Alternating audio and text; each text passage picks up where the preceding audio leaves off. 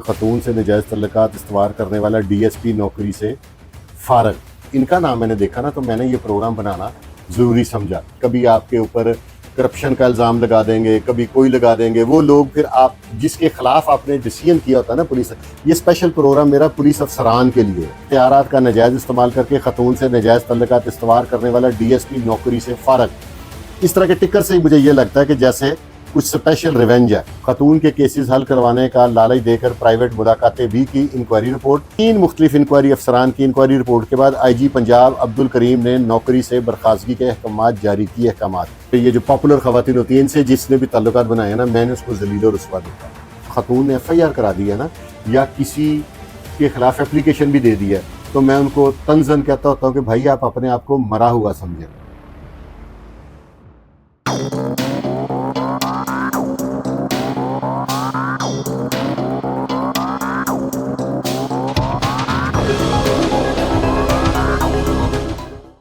औज़ुबिल्लाहि मिनश्शैतानिर्रजीम, बिस्मिल्लाहिर्रहमानिर्रहीम।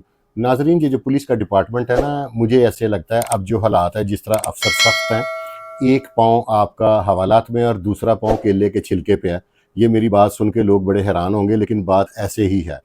आज मैं जब ग्रुप्स देख रहा था तो मैं चेक कर रहा था कि उसमें वहाँ पे एक न्यूज़ आई, ये टिकर मैं पढ़ रहा हूँ कि खतून से नजायज़ तल्लुकात इस्तवार करने वाला DSP नौकरी से फारग। तो जब मैंने इनका नाम पढ़ा तो मैं बड़ा हैरान हुआ कि यार इनको तो मैं ज़ाती तौर पे जानता हूँ। पुरानी बात है, जब अली नासिर रिजवी साहब जिस वक्त IG इस्लामाबाद है ना, he is just like my real brother. वो मेरे भाइयों की तरह और बड़े अच्छे, ईमानदार और डिसेंट IG इस वक्त हैं जो इस्लामाबाद, और बहुत बड़ा उनका फैमिली बैकग्राउंड भी है। ये वहाँ पे गुलबर्ग में ये तैनात है हसन अजीज़ साहब ना, और आई थिंक सो ये डायरेक्ट इंस्पेक्टर भर्ती है। मेरी इनसे यहाँ पे मुलाकात हुई, फिर उसके बाद एक दफ़ा गालबन मेरी इनसे मुलाकात होती है इस्लामपुरे में, वहाँ पे शायद इंचार्ज इन्वेस्टिगेशन लगे हुए थे। तो इसकी तरह 2-4 दफ़ा ना, क्योंकि हम जिस कारोबार से रिलेटेड है ना, तो अक्सर हमें थानों कचहरी में दोस्तों के साथ, क्योंकि मैं मार्केट का तबौदेदार भी था, तो अब अक्सर मुझे जाना पड़ता था। तो मेरी इनसे मुलाकातें हैं, तो जब इनका नाम मैंने देखा ना तो मैंने ये प्रोग्राम बनाना ज़रूरी समझा। इसका मकसद किसी की तजलील करना नहीं है, इसका मकसद मेरा है पुलिस अफसरान से कि आपको बहुत ज़्यादा मुहतात होना पड़ेगा, क्योंकि पुलिस के जो ऑफिसर्स हैं ना, इन्होंने 2 पार्टियां मुतमिन करनी होती हैं। जब भी इनके पास आएगा 2 पार्टियां आएंगी, कभी ऐसा नहीं होगा कि वन साइडेड आए।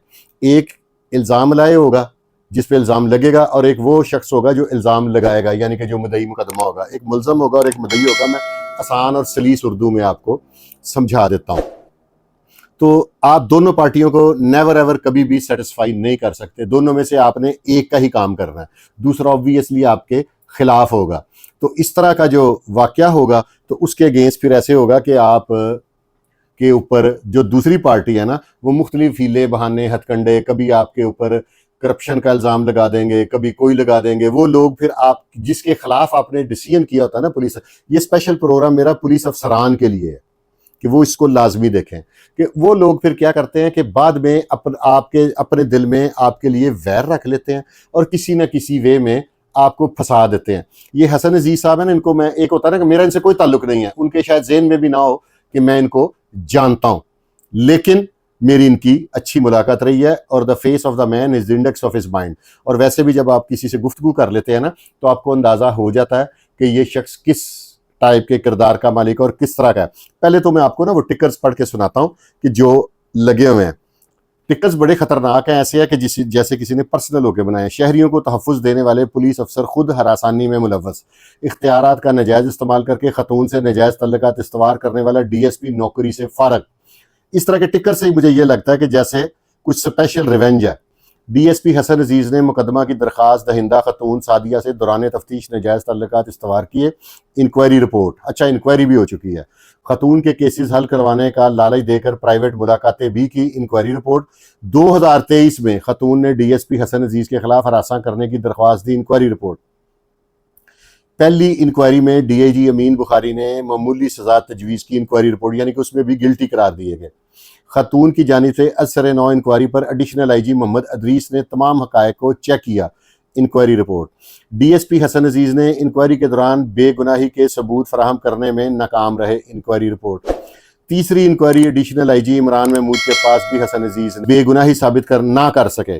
दोनों इंक्वायरीज में एडिशनल IGs ने नौकरी से बर्खास्तगी की सिफारिश की। इंक्वायरी रिपोर्ट, 3 मुख्तलिफ इंक्वायरी अफसरान की इंक्वायरी रिपोर्ट के बाद IG पंजाब अब्दुल करीम ने नौकरी से बर्खास्तगी के अहकाम जारी किए। अहकाम DSP हसन अजीज़ ने IG के अहकाम के खिलाफ महकमा दाखिला में अपील दायर की। ज़राए ये तो उनका राइट है, लेकिन ये तो बड़ी खौफनाक खबर है कि 3 एडिशनल IG से उनकी इंक्वायरी उनके अगेंस्ट हो गई है। तो पुलिस वालों के लिए ना ये बड़ा अब एक लम्हा फिक्री है कि जो लोग किसी भी खतून, मैंने आज से पहले जिस पुलिस अफसर ने किसी अदाकारा से, किसी और खतून से, खास तौर पे ये जो पॉपुलर खवातीन होती हैं इनसे जिसने भी ताल्लुकात बनाए ना, मैंने उसको जलील और रुसवा देखा है। फिर उसके बाद मैंने जिस पुलिस अफसर को बदमाशों के साथ दोस्तियां करते देखा ना, मैंने उसका भी कोई अंजाम इतना खूबसूरत नहीं देखा। और जिस पुलिस वाले को मैंने रफड़ वाले मीन्स कोई डिस्प्यूटेड प्रॉपर्टी में इन्वॉल्व होते देखा, तो मैंने उसका अंजाम भी एक खौफनाक अंजाम देखा। ये सारी बातें दोहराने का मतलब है क्योंकि देखें ना, जब 3 एडिशनल IGs ने इनके अगेंस्ट इंक्वायरी कर दी तो इसका मतलब है कि उस खतून के पास बड़े कुछ ठोस शवाहिद होंगे। लेकिन मेरा मौक़िफ़ सिर्फ इतना कि मैं इंक्वायरी करने वालों को गलत नहीं कह रहा कि सम टाइम आप तस्वीर को राइट साइड से देखते हैं ना तो उसकी और रुख है, लेफ्ट साइड से देखते हैं तो उसका और रुख है। पिछले दिनों भी एक बड़े सीनियर को DPO रैंक के बंदे थे जिनको एक खतून ने वो बच्चा उठा के कह रही थी, उन पर इल्ज़ामात लगाए। फिर एक DPO सरगोदा थे, गालबन उनका नाम मेरे ज़हन से निकल गया, उनके खिलाफ भी एक अदाकारा ने बहुत इल्ज़ामात की बारिश की, बल्कि मैंने भी उनका प्रोग्राम किया क्योंकि वो जो शवाहिद दे रही थी वो कह रही थी कि इतने बज के इतने मिनट पे मेरी गाड़ी इनके घर दाखिल हुई, इसकी वो निकलवा लें, CCTV फोटो निकलवा लें, ये कर लें, वो कर लें। इस वजह से पुलिस वालों का बहुत ज़्यादा मुहतात रहने की ज़रूरत है। अगर DSP रैंक के बंदे के साथ और PCS गालबन इन्होंने करके डायरेक्ट इंस्पेक्टर भर्ती हैं जितना मैं इनको जानता हूँ, तो उनके अगेंस्ट इस तरह की कार्रवाई हो सकती है। तो कोई आम जो छोटा कोई SHO सब इंस्पेक्टर वो बहुत तगड़े, जब ये वर्दी बेसिकली शेर की खाल है, जब ये आपके ऊपर आ जाती है तो आप बहुत बोल्ड हो जाते हैं। लेकिन जो बंदा ला नोइंग पर्सनैलिटी है, अगर आपका उससे पंगा पड़ गया ना तो उसने दरख्वास्तबाजी पे अपना फोकस रखा और केस को परसू करता रहा, तो at the end of the day वो कहीं ना कहीं जाके आपके अगेंस्ट कार्रवाई करने में कामयाब हो जाएगा। मैंने बहुत बहुत बड़े पुलिस अफसरों के खिलाफ FIR होती देखी हैं। पहले कोर्ट्स के थ्रू लोग करवाते थे, अब क्योंकि सिस्टम इतना ट्रांसपेरेंट हो गया है कि लोग फौरी तौर पे अफसरान को एप्लीकेशन देते हैं और अफसरान पहली फुर्सत में पुलिस वाले की थोड़ा सा भी गिल्टी उसका प्रूफ अगर मिल जाए तो अफसरान उसको अब माफ़ नहीं करते। अब पुलिस की स्ट्रेटजी चेंज हो गई है। वो जो पहले एक फैशन चलता था ना पेटी भाई, अब कोई पेटी भाई बुई वाला फैशन नहीं चलता क्योंकि अब ये सिस्टम चेंज हो गया, अब ये सिनेरियो टोटल डिफरेंट हो गया। तो मैं लोगों से भी दरख्वास्त करूंगा कि नाजायज़ किसी के साथ ना करें। अगर कोई ज्यादती करता है तो बिल्कुल आपको एप्लीकेशन देनी चाहिए। मैं ये किसी को पुलिस वाले के अगेंस्ट एप्लीकेशन देने से नहीं रोक रहा, जो गलत करता है उसकी लाजमी निशानदेही करें। आजकल DIG ऑपरेशन साहब जो खुली कचहरी लगा रहे हैं ना, उसी पर्पज़ के लिए लगा रहे हैं कि आप लोगों को जल्दी और फौरी जस्टिस मिल जाए।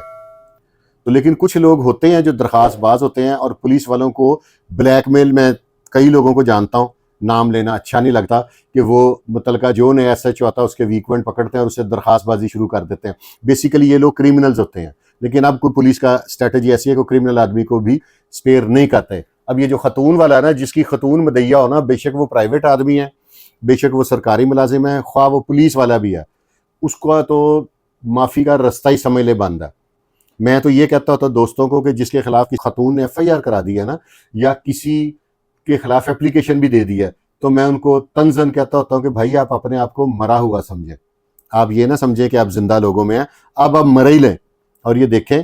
और मेरा ज़हन अभी नहीं मान रहा, लेकिन इंक्वायरी उनके अगेंस्ट हुई है, उसके अगेंस्ट मुझे कोई बात करनी नहीं चाहिए। इनके अगेंस्ट जो हुई है कार्रवाई, हसन अजीज़, तो इनके अगेंस्ट जो कार्रवाई हुई है ये बड़ी मेरे लिए शॉकिंग है कि आई वॉज शॉक्ड, क्योंकि मुझे ये सुन के कि जिस बंदे को हम मिले हों, देखा हो, बड़ा पढ़ा लिखा सा, एक डिसेंट सा चश्मा लगाया हुआ है और बड़ी सुलझी गुफ्तगू, क्योंकि मैं मुख्तलिफ दोस्तों के मामला के लिए ना इनके पास जाता रहा हूँ और रिलीफ भी मिलता रहा। ये नहीं, उनके जहन में भी नहीं होगा कि मैं कौन हूँ, मैं क्यों इस प्रोग्राम को कर रहा हूँ। मैंने टिकर्स पढ़े हैं ग्रुप में, तो फिर मुझे जब मैंने उनका नाम देखा, उनकी पिक देखी, तो मुझे एक तकलीफ हुई। तो होनी भी चाहिए थी कि आप शरीफ आदमी है, बाइज्जत रोजगार कमा रहा है, एक अच्छी, और इनके पास में भी मुझे नहीं लगता कि इनके अगेंस्ट कोई इस तरह की कोई एप्लीकेशन होगी या कुछ, लेकिन मैं इनको इतना डीप जानता नहीं।